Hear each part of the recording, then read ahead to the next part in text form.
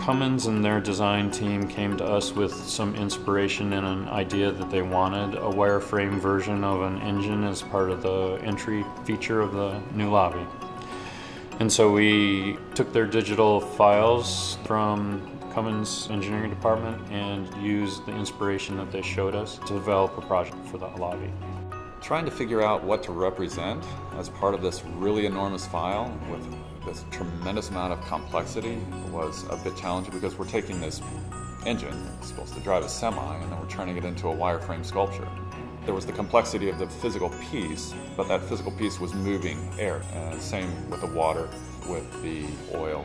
And so you had all these circulation flows through the engine. I thought, wouldn't it be fun to actually just create a diagram?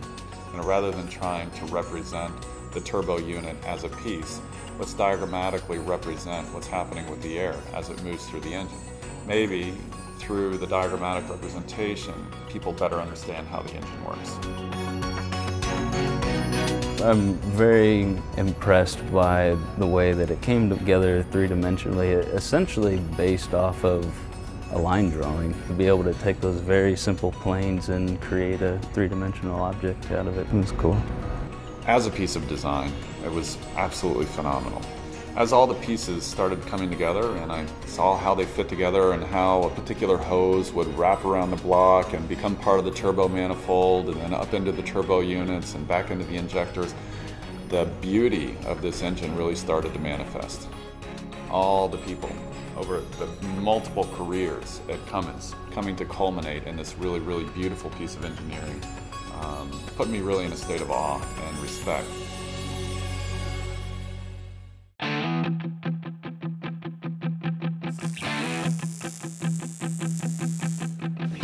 Translating, I guess, off of the drawing that we had was an interesting process, having to build jigs in order to get the proper heights, the proper bends, and all that. Most of this piece was built with manual bends, which was quite impressive.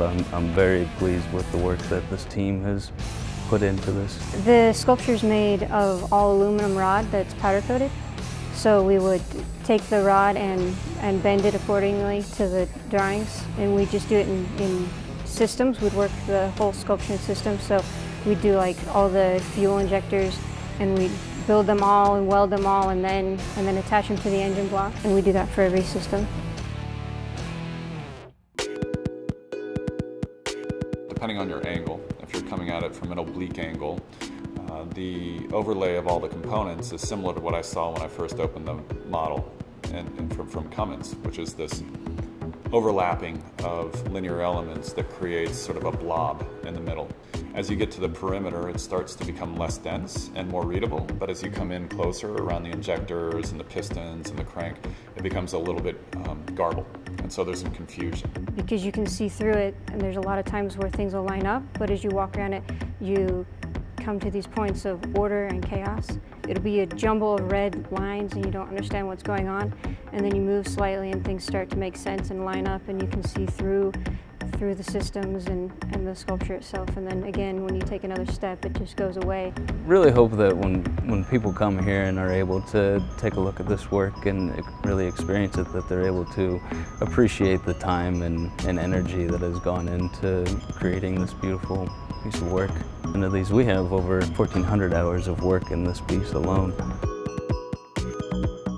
I think it will invite interest and intrigue. I think it will cause them to better understand how an engine works. I just can't wait until an engineer starts looking at a particular piece where I maybe took some liberties, going back to the awe of their work and this beautiful piece of engineering, how well we translated it into this piece of art and sculpture.